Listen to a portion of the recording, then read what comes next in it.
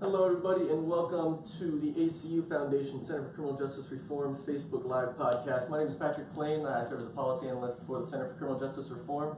Today we are here with Marcus Bullock. Marcus is the CEO of Flikshop, and we will get to what Flikshop is shortly. But first of all, Marcus, thank you very much for being here, taking some time to talk about criminal justice reform, kind of what you're doing to really help the movement. Thank you for having us. So to start off, you know your story best, you know yourself best. How'd you get here? Very interesting journey. It started off with a prison cell. 8 years, an 8-year sentence when I was 15 years old. I was sentenced to serve in adult prisons in the state of Virginia. I was released, this happened in 1996. I was released in 2004. Fast forward through a bunch of job applications that got denied and tons of opportunities that just went over my head because of that felony that was on my chest.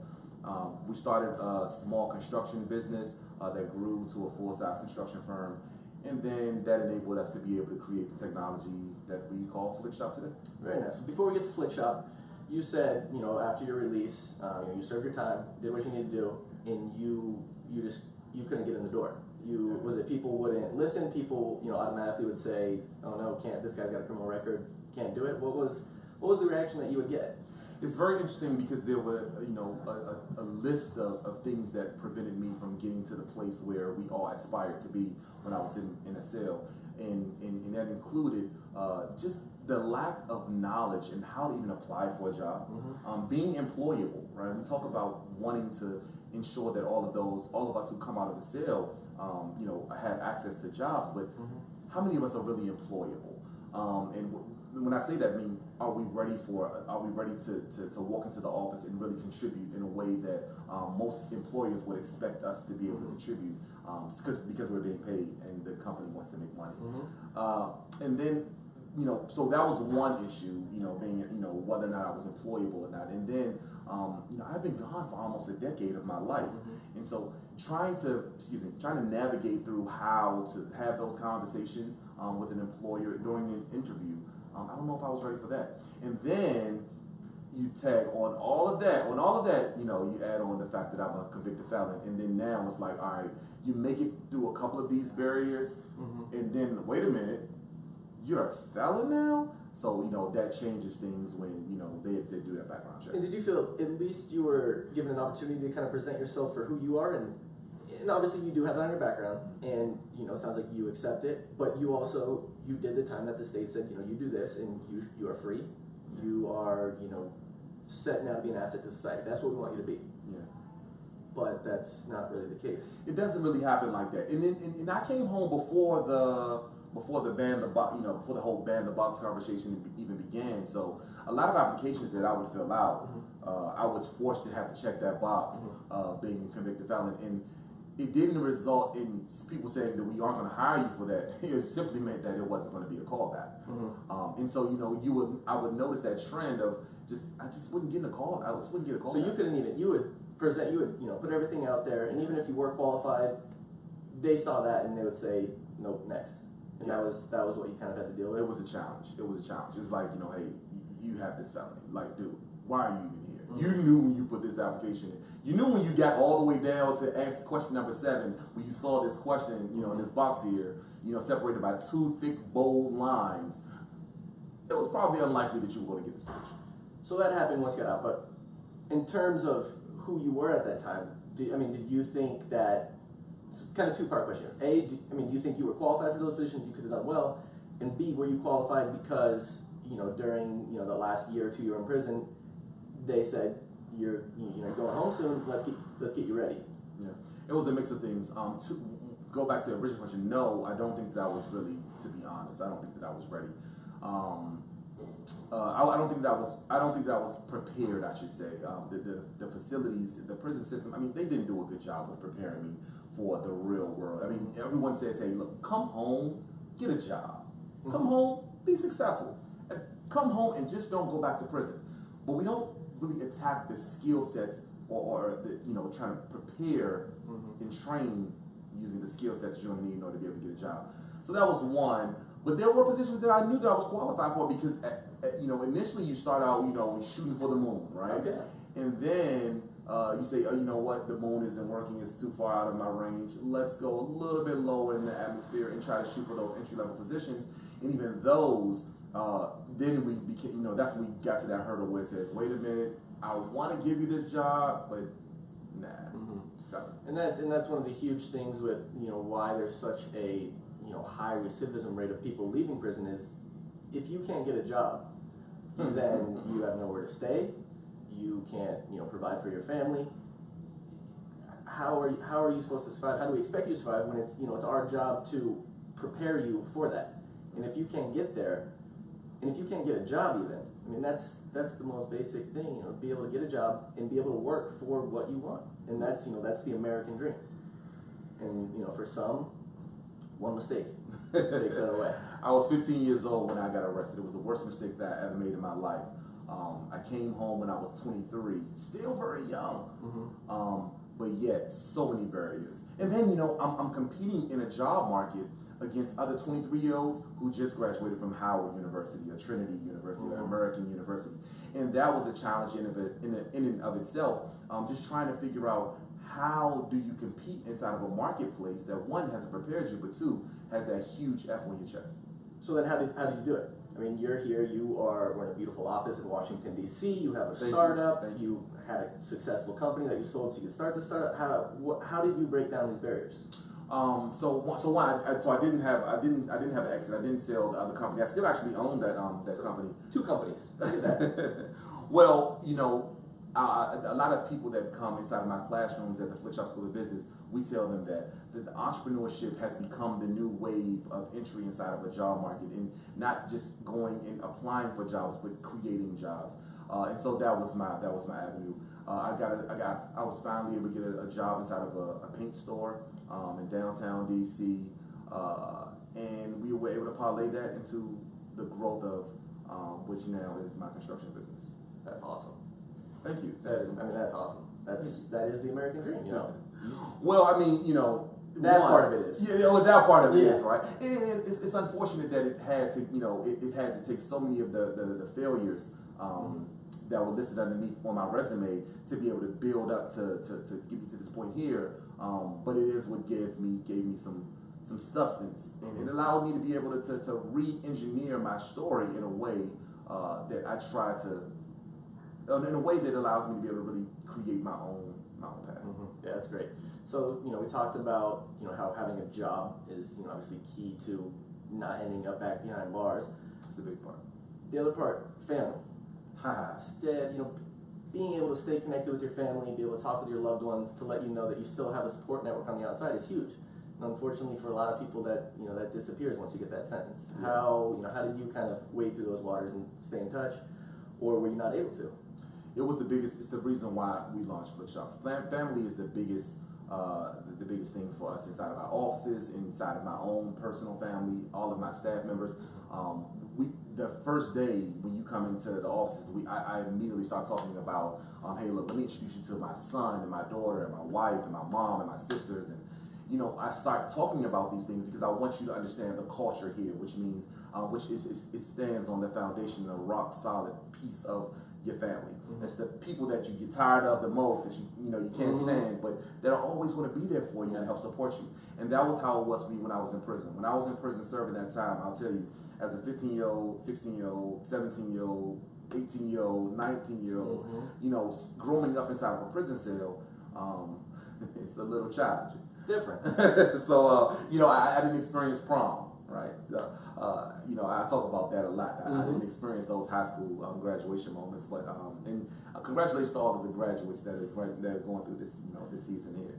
My son's graduating from kindergarten now. That's awesome. Big step. Yeah, I'm excited. But anyway, so my mom, she was the one that that sent me pictures and wrote me letters, and whenever she came to visit me, she would call my other family members and say, hey, look, I'm getting ready to take this 4 and 5 and 6 hour drive to come and visit Marcus. Do you want to ride with me?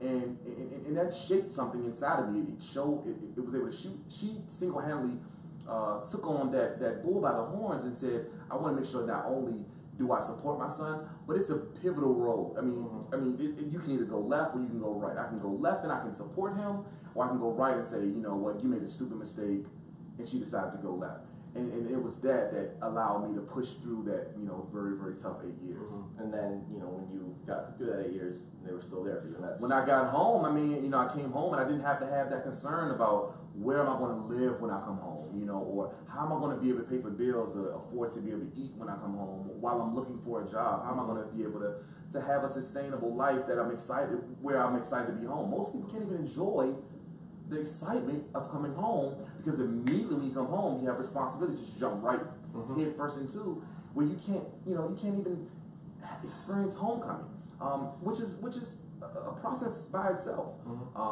But now it also becomes that family piece. Rock for me also became the foundation for Flikshop and why we work so hard to help keep the families connected. I believe that if we help keep the families connected while the men and women and even now children are in prison, when they come home, that path will be a little bit brighter than it would be if you weren't there. Definitely. And now we're there. Flikshop. Yeah. What is Flikshop? How did it come about? What's so important about it?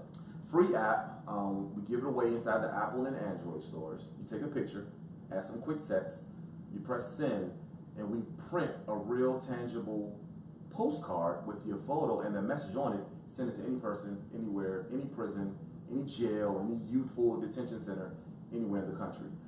With the thinking of the rationale being, hey, look, you and I we're accustomed to sharing our ideas, our moments on Facebook. It's the reason why we're here today on this Facebook Live feed. We share them on Twitter. We share them on Instagram. We text them. Snapchat is huge. These filters are incredible. And this is the way that our friends and our family, they really have come to learn about the new you and what it is that you're doing in your world, in your space, in your work, and all that kind of stuff. The problem is that there's no Facebook in prison. There's no Instagram in jail. There's no Twitter in a youth detention facility. And so the same family members whom you love so much and you want them to be a part of your life, they're now separated by that technology gap. And so we wanted to be able to build a technology that allowed for us to kind of sort of close that gap in a little and keep that family bond strong and unit very, very strong. So, in theory, Give it to me. I got a friend in prison. Yes. And I want to say, hey, look, I'm here with Marcus. We're doing a Facebook Live. I pull out my phone, take a picture. Yeah. And he has it how quick? 3 days. We say about 3 to 5 days, depending on where you are. But what ends up happening is, and if you don't mind, I'll show you. I mean, we have a quick second. So the Flikshop mobile app is very, very simple. I started. You can download the app again for free. It's spelled Flikshop inside of your Google Play stores and your Apple iTunes store. I click send Flikshop. I say I want to add a new photo. I go into my photo library. I send a picture of my daughter. I say next. I'm going to use this photo. I'm going to add a profile pic because it allows you to be able to, one, either add a second picture, a smaller photo, so that they can know who it's coming from, especially when you want to send those funny memes or an inspirational quote or something like that. But I can choose a second photo, and then I say, hey, look, I love you, man. Take care. Keep your head up. And then that's it. And once I press next, I say who I want to send it to, and it prints a real tangible photo postcard just like this with the main photo, the message, the profile pic, and we mail it to them. As simple as this. Easy as that. Yeah. That's beautiful. Great idea. I mean, it's huge for, keeping these families together. That should be a goal for anyone. Families are, the nucleus of what we're doing. We should be doing everything we can to keep families together, not pull them apart. Yes. And so I'll do one last little question here. Sure. Just shoot. You're in a position of power. You are running a prison or something. What is kind of the one thing that the easiest or the biggest change that you can make that will just make a difference? That will, and I don't want to say make it an enjoyable place. Prison's not an enjoyable place. It's not supposed to be. Yeah. But make it so when you get out, you can actually be somebody. You can actually be free and live the dream that you want to live. Overcome your mistake and become an asset to society. Yeah. What's missing? What are we doing wrong? So if I'm a prison official, I mean, there are layers to that question. I mean, you're asking me to. But on a very basic level, what would make Yeah. it so you can get through it. Absolutely. If I'm a prison official, one of the things that one of the huge things that prisons are missing right now are really those vocations in today's, for today's standards, for today's jobs or employment opportunities, or even how to communicate effectively with people, right? Communication, writing, all of those things they're failing arts. People don't write well anymore. And again, it goes the same thing for in prison, but when we talk about the vocations or preparing, you asked me earlier about my reentry and coming home and how was I prepared and how was I prepared, or how was the facility preparing me. The focus hasn't been as much on how to prepare in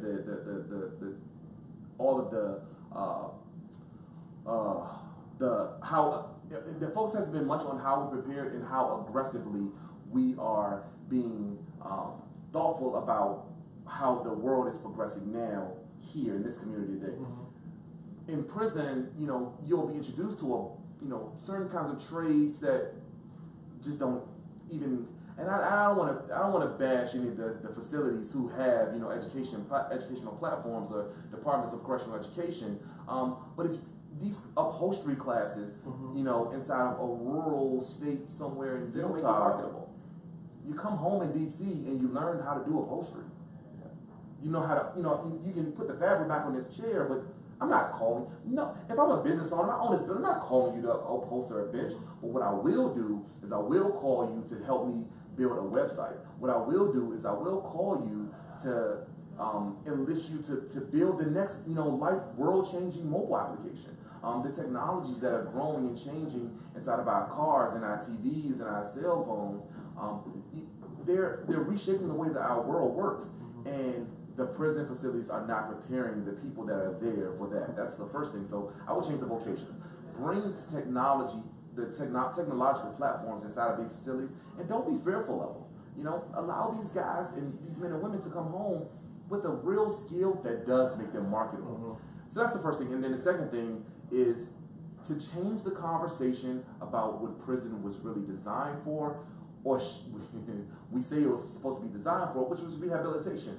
And what happens is, and this as a prison official, not in a political sense, but as a prison official, what happens is that it changes the conversation with all of the people who work there, and from the warden on down to the correctional officer. If we change the conversation and kind of sort of added a human element to the people that are there and saying, hey, we want to prepare you to be the most successful Marcus, the most successful Patrick that you can be when you come home from prison, then what happens is it changes how I respond as the person inside of the prison, as the incarcerated person, to you, how I communicate with you, and also that it shows that there's some type of ambitious effort on your side to help push me inside of a place of success versus a pool of recidivism that ends up inside of the goal. That's really the goal, to get you back up on your feet, back in society, to be back working, supporting a family and everything.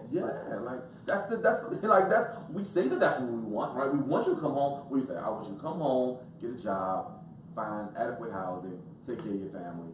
That's all the things that we say we want from, but we aren't really prepared. We need to do a better job. Yeah. At the end of the day, we need to do a better job. Anyways, Marcus, thank you very much for taking the time, sharing your story. Thank you so much. Very insightful. Again, Flikshop. If you know anybody incarcerated, if you just want to support the small business economy, the startup here. Yes. Great app, great cause, and really looking to do good things. Marcus, thank you very much. Thank you so much again. Have a good one. We'll do